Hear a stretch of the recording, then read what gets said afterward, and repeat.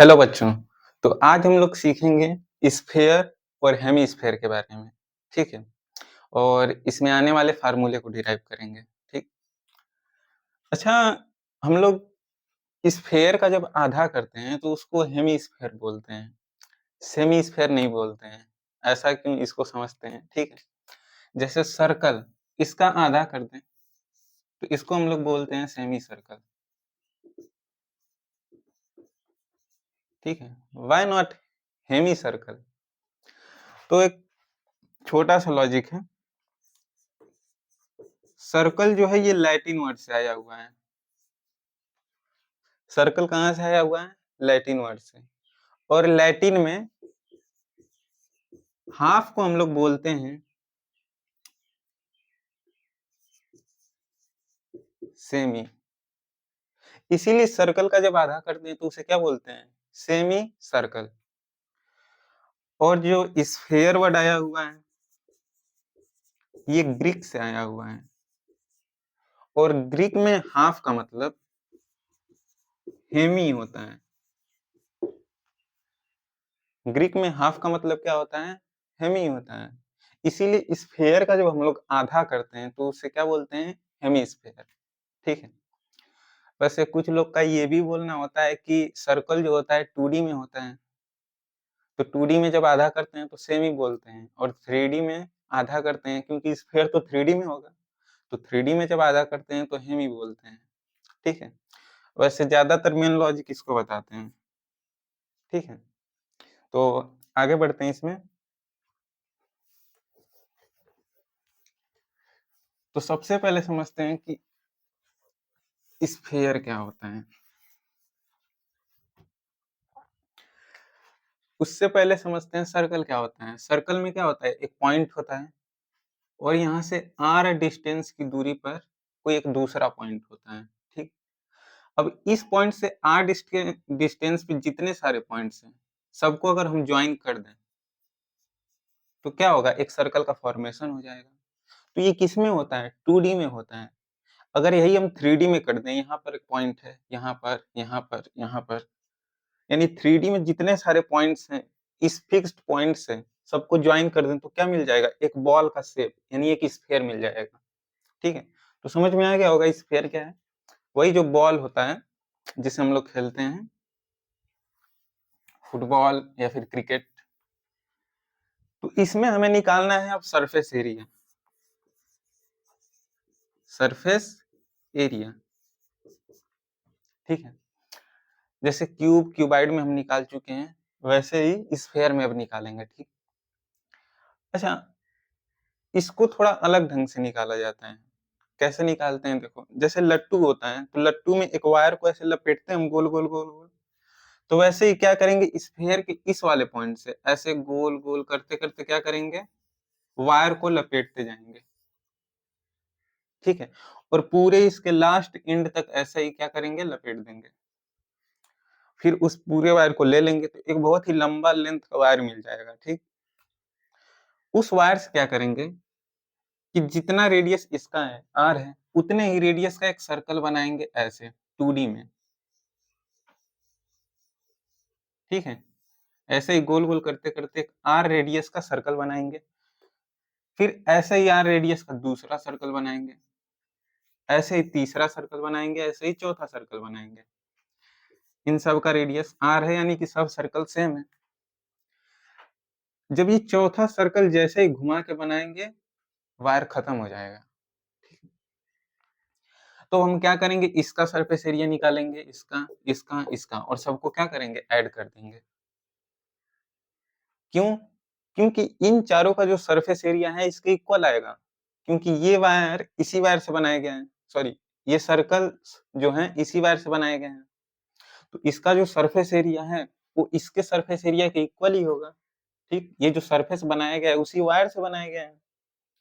तो हमें इसका सरफेस एरिया चाहिए। तो एरिया ऑफ सर्कल क्या होता है? Pi r square. ठीक। तो इसी तरह चारों का एरिया क्या होगा? Pi r square, pi r square, pi r square. चारों को जोड़ देंगे तो क्या आएगा? 4 पाई आर स्क्वायर। तो ये है area of, surface area of sphere. अब इसमें लेटरल सरफेस एरिया या फिर टोटल सरफेस एरिया नहीं होता है, ठीक? क्यों?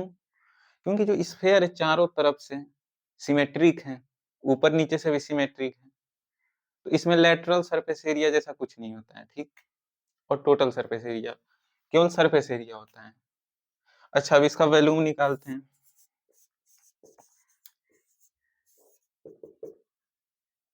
अच्छा, स्फीयर का जो वॉल्यूम है, इसको अलग-अलग तरीके से निकाला जाता है। कुछ लोग प्रैक्टिकली निकालते हैं, कुछ लोग डिराइव करके।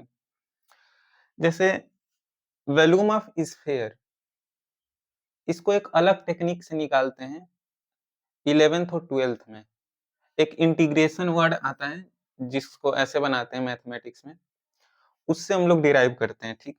पर 9th और 10th लेवल पे इसको दूसरे तरीके से बताया जाता है। हम 9th और 10th लेवल के बता दे रहे हैं तरीके से। जैसे इसका मान लो वॉल्यूम निकालना है, ठीक? तो ये स्फीयर है, ठीक? मान लो ये पूरा मट्टी का है, गीले मट्टी का क्या है? एक स्फीयर है, ठीक? अब हम इस स्फीयर से क्या करेंगे? 2 कोन बनाएँगे, ठीक? जिसका रेडियस r है और हाइट 2r है। 2 कोन बनाएँगे जिसका रेडियस क्या है? r है और ये हाइट 2r है। जैसे ये 2 कोन बनाएँगे, ये मिट्टी खत्म हो जाएगा। इसका मतलब इन दोनों के वॉल्यूम को अगर हम सम करें तो ये इसके वॉल्यूम के इक्वल आएगा, इस स्फीयर के, ठीक है? ऐसा प्रैक्टिकली करके हम लोग देख भी सकते हैं, ठीक है? जैसे एक कोन बना दें जिसका रेडियस r हो, हाइट 2r हो, वैसा ही एक दूसरा कोन बना दें। तो हमारे पास 2 कोन हैं, दोनों कोन को मिला के फिर से एक स्फीयर बना दें, तो उसका भी रेडियस क्या होगा? r ही होगा। ऐसा प्रैक्टिकली देखा गया है। तो इसका वॉल्यूम किसके इक्वल होगा? इसके वॉल्यूम के, ठीक? तो वॉल्यूम ऑफ स्फीयर निकालना है तो क्या कर दें हम? इन दोनों के वॉल्यूम को जोड़ दें। V1 प्लस V2, इसके वॉल्यूम को V1 मान लेते हैं, इसके वॉल्यूम को V2, दोनों को ऐड कर दें। इसका वॉल्यूम क्या होगा? 1 अपॉन में 3 पाई r स्क्वायर h, h क्या है? 2r है, प्लस उसी तरह इसका वॉल्यूम, वॉल्यूम ऑफ कोन क्या होता है? 1 अपॉन 3 पाई r स्क्वायर h, तो पाई r स्क्वायर h, h कितना है? 2r, ठीक? अच्छा, 1 अपॉन 3 पाई r स्क्वायर और ये वाला r, ये सब कॉमन है दोनों में, तो हम बाहर ले लेते हैं, तो क्या आएगा?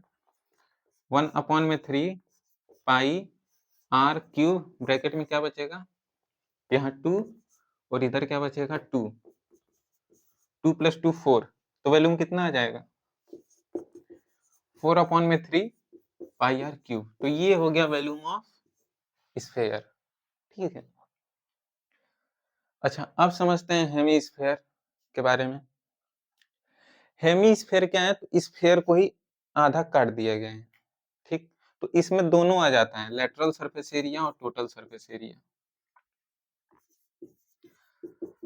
लेटरल सरफेस एरिया क्या होगा? जो इसके चारों तरफ का कर्व है, यानी जो कटोरा एक होता है, बाउल, उसका लेटरल सरफेस एरिया, ठीक? तो इसका लेटरल सरफेस एरिया कितना होगा? 4 पाई r स्क्वायर अपॉन 2, यानी जितना इसका सरफेस एरिया होगा स्फीयर का, इसी का आधा कर दें, 2 से डिवाइड कर दें, तो क्या होगा? लेटरल सरफेस एरिया आ जाएगा हेमीस्फीयर का। कोई पूछे टोटल सरफेस एरिया, तो ऊपर वाले सरफेस एरिया को भी ऐड कर देंगे। जैसे इस हेमीस्फीयर को ऊपर से देखें, एक सर्कल का शेप मिलेगा जिसका रेडियस r होगा। तो लेटरल सरफेस एरिया में पाई r स्क्वायर ऐड कर दें इसके एरिया को, तो क्या होगा? टोटल सरफेस एरिया आ जाएगा। तो 2 पाई r square plus pi r square मिलके क्या हो जाएगा? 3 पाई r स्क्वायर। ये total surface area of hemisphere. ऐसे ही वॉल्यूम निकाल लेंगे। तो वॉल्यूम ऑफ स्फीयर क्या होता है? 4 अपॉन 3 पाई r क्यूब। इसके मतलब ये जो स्फीयर है, इसी को हम आधा कर दें, तो क्या बन रहा है? हेमीस्फीयर। तो इसके वॉल्यूम का आधा ये होगा, तो ये कितना आएगा? 4 upon 3 pi r cube divided by 2, उसका आधा कर दें, तो 2 अपॉन में 3 इससे कट जाएगी, 2 टाइम्स में पाई r क्यूब। तो ये क्या है? वॉल्यूम ऑफ हेमिस्फेयर, ठीक है?